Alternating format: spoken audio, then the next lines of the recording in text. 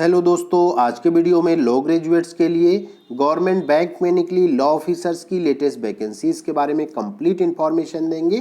तो दोस्तों, ऐसी ही लॉ रिलेटेड यूजफुल वीडियोस का नोटिफिकेशन पाने के लिए जल्दी से वीडियो को लाइक और चैनल को सब्सक्राइब कर लीजिए और अपने दोस्तों के साथ शेयर करना बिल्कुल नहीं भूलें। और यदि आप AIB एग्जाम प्रिपरेशन कर रहे हैं तो हमारे चैनल पर AIB एग्जाम से रिलेटेड सभी प्रकार का स्टडी मटेरियल, ओल्ड ईयर के क्वेश्चंस पेपर्स और सारा कुछ इन्फॉर्मेशन अवेलेबल है, जिन्हें कि आप प्लेलिस्ट के माध्यम से भी देख सकते हैं और दूसरे भी जो चैनल में आप प्राप्त कर सकते हैं।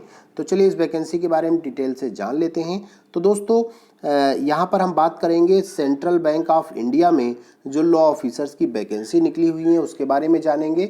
तो सेंट्रल बैंक ऑफ इंडिया की जो ऑफिशियल वेबसाइट पर उस पर आप जाइए और उसके माध्यम से आप इसका जो ऑफिशियल नोटिफिकेशन है उसे प्राप्त कर लीजिए। तो ऑफिशियल वेबसाइट हमने आपको स्क्रीन पर दिखाई हुई है www.centralbankofindia.co.in। इस ऑफिशियल वेबसाइट पर जाना है और फिर इसके रिक्रूटमेंट सेक्शन पर जाना है, जहां पर आपको ये वैकेंसीज का नोटिफिकेशन मिलेगा। वो मिलेगा recruitment process for selection of officers in specialist category in various stream 2023-24।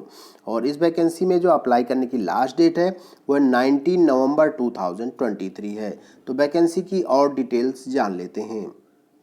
तो दोस्तों, आपके सामने स्क्रीन पर सेंट्रल बैंक ऑफ इंडिया, जो कि भारत सरकार के अंतर्गत आता है, तो इस बैंक में जो है डिफरेंट टाइप की वैकेंसीज निकली हुई हैं, जिसमें कि हम आपको लॉ ऑफिसर्स की जो वैकेंसीज है उनके बारे में डिटेल से बताएंगे।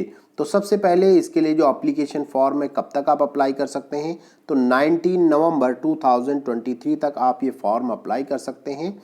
और जो इसका एग्जामिनेशन होगा वो 3rd या 4th वीक ऑफ दिसंबर 2023 में होने की संभावना है। तो दोस्तों, यहाँ पर जो है डिफरेंट टाइप की वैकेंसीज निकली, लेकिन जब इसी स्केल में आप सीरियल नंबर 7 पर आएंगे तो आपको मिलेगी लॉ ऑफिसर की वैकेंसी। तो दोस्तों, यहाँ पर आपने देखा होगा कि हमने बाहर लिखा था बम्पर वैकेंसी। तो बम्पर मीन्स एक्चुअली क्या होता है कि जो लॉ फील्ड की परमानेंट वैकेंसीज आती हैं वो कहीं 1 आती हैं, कहीं 2 आती हैं, कहीं 4 आती हैं। इससे ज़्यादा वैकेंसीज बहुत कम देखने को मिलती हैं। लेकिन यहाँ पर आपको जो लॉ की वैकेंसीज मिल रही 15 वैकेंसीज है, मीन्स 15 लोग लॉ ऑफिसर बनेंगे। तो ये एक बड़ी वैकेंसी कह सकते हैं इसे आप बैंक में, और ये परमानेंट वैकेंसी होती है। तो इसलिए हमने वहाँ पर जो है दिया हुआ था कि बम्पर वैकेंसी है बैंक में और ये एक अच्छी अपॉर्चुनिटी है। तो पोस्ट का नाम हो गया law officer. Number of post की बात करें तो हो गई 15 वैकेंसीज। अब बात कर लेते हैं इससे रिलेटेड एज, क्वालिफिकेशन और दूसरी डिटेल्स की।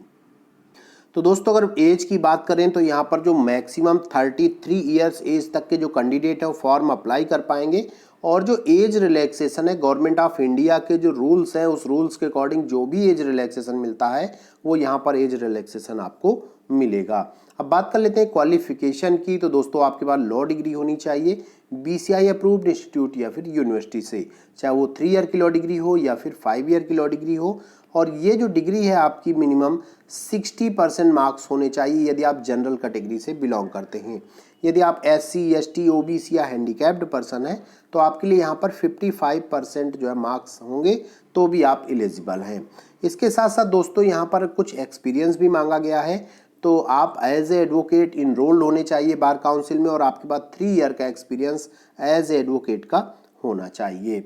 अब बात कर लेते हैं दोस्तों, अगर इसके पे स्केल की, सैलरी की, तो यहाँ पर स्केल सेकंड का आपको जो है पे स्केल मिलेगा, जो कि अच्छा पे स्केल कह सकते हैं आप।